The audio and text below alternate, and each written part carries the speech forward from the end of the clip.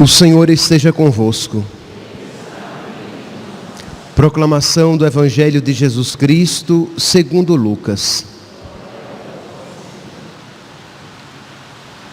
Naquele tempo, o anjo Gabriel foi enviado por Deus a uma cidade da Galileia chamada Nazaré, a uma virgem prometida em casamento a um homem chamado José.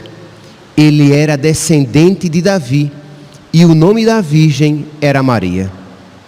O anjo entrou onde ela estava e disse: Alegra-te, cheia de graça, o Senhor está contigo. Maria ficou perturbada com estas palavras e começou a pensar qual seria o significado da saudação. O anjo então disse: Não tenhas medo, Maria, porque encontraste graça diante de Deus. Eis que conceberás e darás à luz um filho, a quem porás o nome de Jesus. Ele será grande, será chamado Filho do Altíssimo, e o Senhor Deus lhe dará o trono de seu pai Davi. Ele reinará para sempre sobre os descendentes de Jacó, e o seu reino não terá fim. Maria perguntou ao anjo: Como acontecerá isso, se eu não conheço homem algum? O anjo respondeu: O Espírito virá sobre ti, e o poder do Altíssimo te cobrirá com sua sombra. Por isso, o menino que vai nascer será chamado Santo, Filho de Deus. Também Isabel, tua parenta, concebeu um filho na velhice. Este já é o 6º mês daquela que era considerada estéril, porque para Deus nada é impossível. Maria então disse: Eis aqui a serva do Senhor, faça-se em mim segundo a tua palavra. E o anjo retirou-se. Palavra da salvação.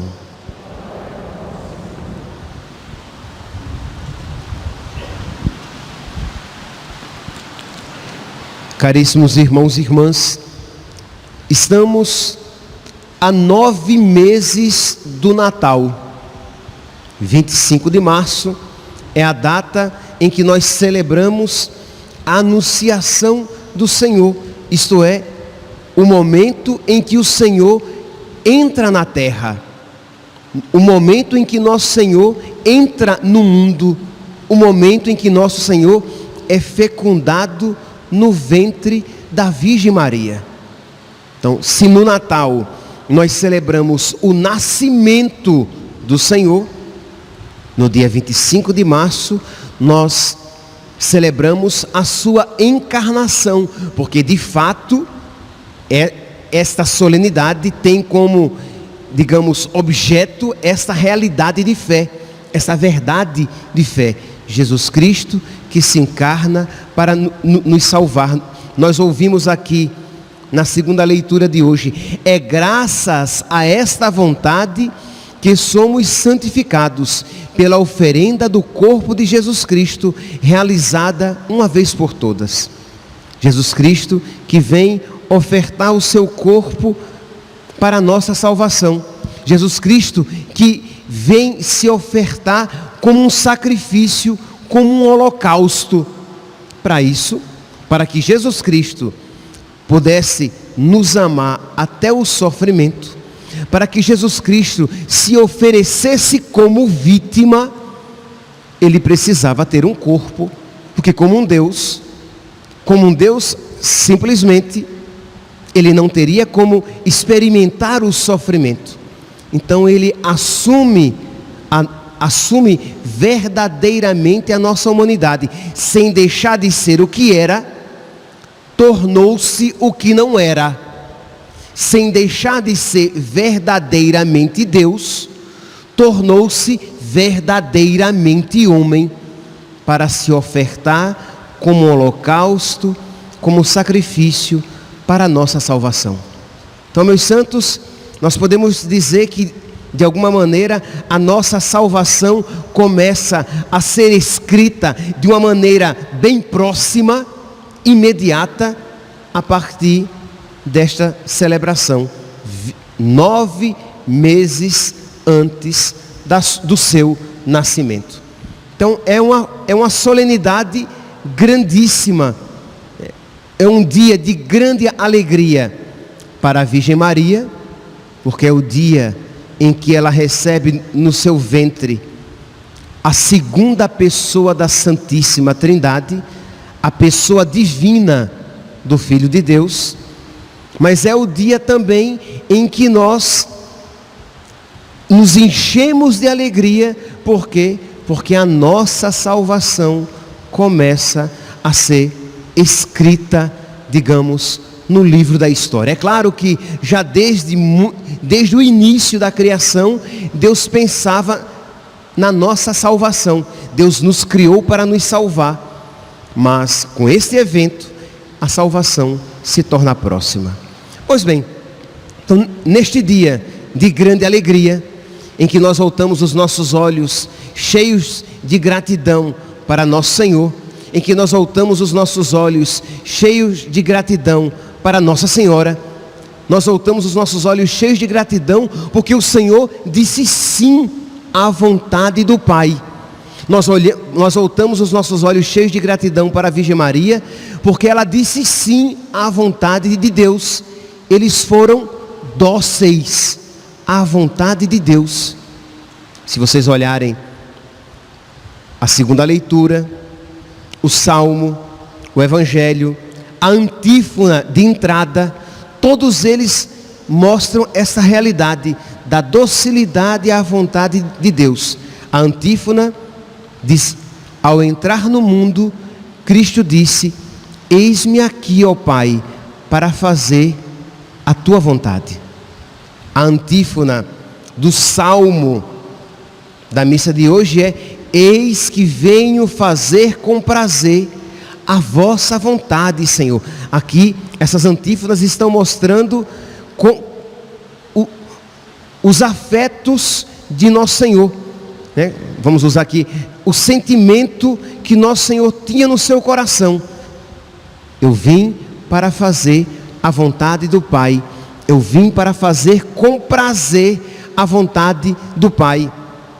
Na segunda leitura, retirada da carta aos Hebreus, diz explicitamente isso. Diz aqui, versículo 9: eu vim para fazer a tua vontade. Quando entrou no mundo, Cristo disse: eu vim para fazer a tua vontade. E no Evangelho, a Virgem Maria, que aceita a vontade de Deus para a sua vida. Pois bem, então nós vimos aqui o quanto a liturgia está marcada por essa realidade. Mas como é que nós podemos de verdade celebrar este mistério? Nós não celebramos esse mistério simplesmente dizendo: nossa, a Virgem Maria, ela foi dócil à vontade de Deus e disse sim. Nossa, Jesus Cristo, ele foi dócil à vontade de Deus, ele amou a vontade de Deus e disse sim. Quando entrou no mundo, Jesus Cristo disse: eu venho fazer a vontade do Pai. Pois bem, se nós então, meus santos, queremos de verdade celebrar esse mistério, se nós queremos de verdade fazer comunhão com nosso Senhor, nós precisamos pedir a Deus a graça de fazer a sua vontade. Meus irmãos, nunca será demais repetir que no nosso coração, marcado pelo pecado, sempre existe a tentação de querer ver na vontade de Deus um mal para nós, de querer ver na vontade de Deus uma ocasião de menos felicidade, de ver em Deus um estraga-prazeres. Isto é, se eu for obediente à vontade de Deus, eu não serei tão feliz quanto eu poderia ser. Isso é mentira. E nós precisamos repetir constantemente para nós, para que não apenas a nossa inteligência, iluminada pela fé, diga: eu creio nisso, que a vontade de Deus é sempre a melhor, mesmo quando me exige sacrifício. Eu creio nisso, mas não apenas para que a nossa inteligência, iluminada pela fé, diga: eu creio, mas para que os nossos afetos se convertam e nós amemos a vontade de Deus. E nós façamos amorosamente a vontade de Deus. Por quê? Porque nós podemos, infelizmente, fazer a vontade de Deus como um escravo, que por medo da chibata, por medo do chicote, por medo do inferno, faz a vontade de Deus. Mas Deus não quer isso, meus santos. Deus quer que nós digamos: eis que venho fazer com prazer a vossa vontade. Então, celebrar a anunciação do Senhor, celebrar essa realidade, né? Este mistério que a partir de hoje Jesus Cristo começará a ser gerado no ventre da Virgem Maria, é pedir a Deus que nos conceda a graça de gerar o seu Filho nos nossos corações, na nossa alma, para que nós tenhamos os mesmos sentimentos de Cristo Jesus no nosso coração. Filipenses, capítulo 2, versículo 5. Tende em vós os mesmos sentimentos de Cristo Jesus.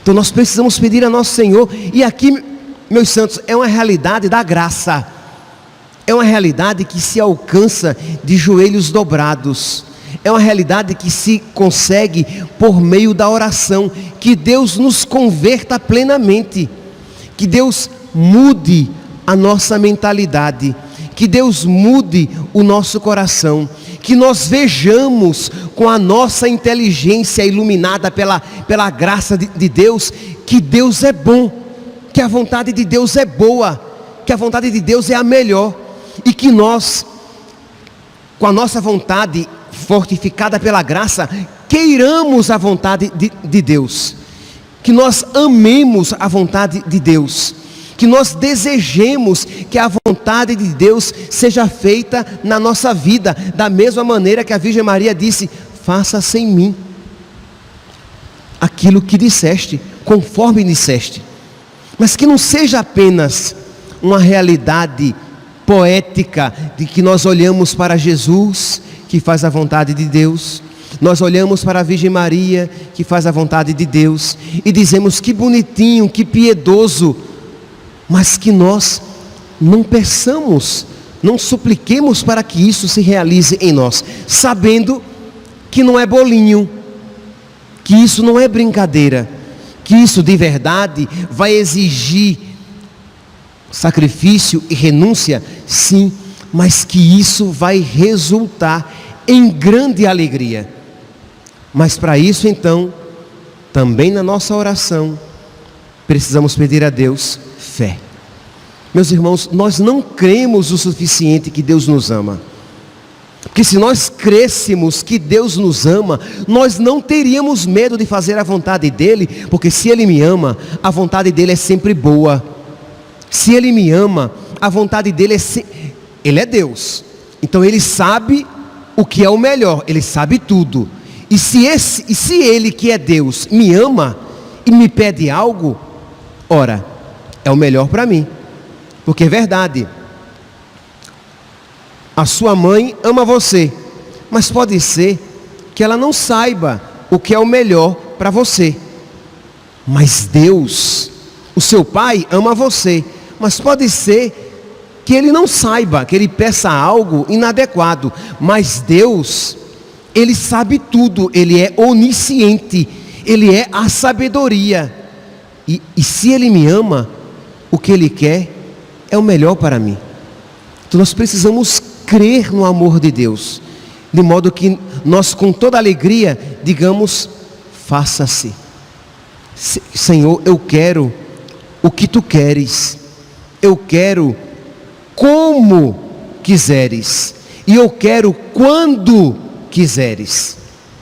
Querer o que Deus quer, querer como Deus quer e querer quando Deus quiser. Seja feita a vossa vontade, Senhor, na minha vida, como ela é feita no céu. Esse mistério que nós estamos celebrando na vida da Virgem Maria, na vida de nosso Senhor Jesus Cristo, mas que também de alguma maneira precisa se realizar ao ouvir a palavra e ao receber Jesus Cristo no sacramento. Que nós não façamos como Acás, na primeira leitura de hoje. Diz aqui que o profeta Isaías foi enviado a Acás e diz, versículo 11, já começa assim: pede ao Senhor teu Deus que te faça ver um sinal, quer provenha da profundeza da terra, quer venha das alturas do céu. Mas Acás respondeu: não pedirei, nem tentarei o Senhor. Isto é, o contexto aqui é o seguinte: Judá, Acás é rei de Judá, e Judá estava sitiada por Damasco e Samaria, que iam invadir Judá e destruir tudo. E Damasco e Samaria eram muito mais fortes do que Judá. E o povo estava aterrorizado, e o rei estava aterrorizado, de modo que ele ia fazer aliança com outras nações, que iriam garantir segurança momentânea a Judá, mas iriam destruir a religiosidade, a fé pura de Judá. Por quê? Porque aquelas nações que iriam protegê-lo, trariam também as suas religiões e os seus ídolos. Então Deus envia Isaías e diz: olha, não faça aliança com ninguém. E você quer um sinal? Peça, versículo 11, pede um sinal ao Senhor teu Deus, um sinal que venha da terra ou que venha do céu. Mas Acás não queria fazer a vontade de Deus. Então, o que foi que Acás respondeu? Não pedirei nenhum sinal. Parecia uma resposta piedosa, né? Quando na verdade era uma resposta sem fé. Ele nem queria a resposta de Deus, ele nem queria sinal de Deus, porque a vontade de Deus ele não ia fazer. Ele estava com medo. E Deus então diz: muito bem, mesmo assim eu vou dar um sinal. Você não quer? Mas a jovem é a esposa dele, que a tradução aqui põe a virgem. A virgem conceberá e dará à luz um filho. É a esposa dele, que dará à luz a Ezequias, continuando a dinastia davídica. Então ele não queria fazer a vontade de Deus. Por quê? Porque ele interpretava como um sofrimento. Ele ia se dar mal se ele obedecesse a Deus. Meus santos, exatamente isso que nós experimentamos quando a Deus desobedecemos. Isto é, enxergamos na vontade de Deus algo muito doloroso, algo muito exigente, algo que vai fazer com que eu me dê mal. Então eu fujo da vontade de Deus. Peçamos hoje, meus santos, mas com toda a humildade, peçamos a Nossa Senhora, ela que não teve medo de fazer a vontade de Deus. Peçamos a ela: minha mãe, expulsa do meu coração todo medo. Eu quero fazer a vontade do teu filho, eu quero amar a vontade do teu filho, eu quero ser obediente à vontade do teu filho. Você que está ouvindo essa palavra em casa, pois bem, se você puder, se ajoelhe depois, sente na sua cadeira, mas interiorize esta palavra e peça ao nosso Senhor: meu Deus, me ajude, Senhor, porque o meu coração é fraco, o meu coração é descrente, a minha fé é pequena, Senhor. Me ajude, Senhor, que eu quero crer cada vez mais em Ti, para fazer cada vez mais a Tua vontade e dizer com cada vez mais verdade: eis que venho fazer com prazer a vossa vontade, Senhor. E você que está aqui e que vai comungar, que você então, ao receber Jesus, voltar depois para o seu banco, você vai fazer a sua ação de graças e pedir a nosso Senhor que Ele transforme o seu coração. Você diga: Jesus, o Senhor agora está aqui dentro de mim. dessa maneira especialíssima. Muda esse meu coração, coloca os sentimentos do teu coração no meu coração, porque agora eu tenho dois corações, o meu e o teu. Tira o meu, que fique apenas o teu, mas que isso não seja uma poesia religiosa, mas que seja uma verdade. Eu preciso, Senhor, do teu coração, porque eu preciso amar com o teu coração, amar as pessoas com o teu coração, amar as coisas com o teu coração. Vou amá-las da maneira correta, ver as coisas, Senhor, a partir do teu coração. Concede-me, Senhor, esta sabedoria, porque eu sou pobre, porque eu sou fraco, eu sou fraca, mas tudo posso em Ti, Senhor. Nada é impossível a Ti. Então concede-me esta graça para que, como um filho que se crê amado, eu diga de verdade: eu quero, Senhor, fazer com prazer a vossa vontade. Que Nossa Senhora, meus santos, neste dia de tão grande alegria, quando ela se vê gestante, quando ela se vê grávida, que ela interceda por nós, para que a alegria da obediência, que foi tão abundante no seu coração, e seja também abundantemente presente nos nossos corações. Louvado seja nosso Senhor Jesus Cristo, para sempre seja louvado.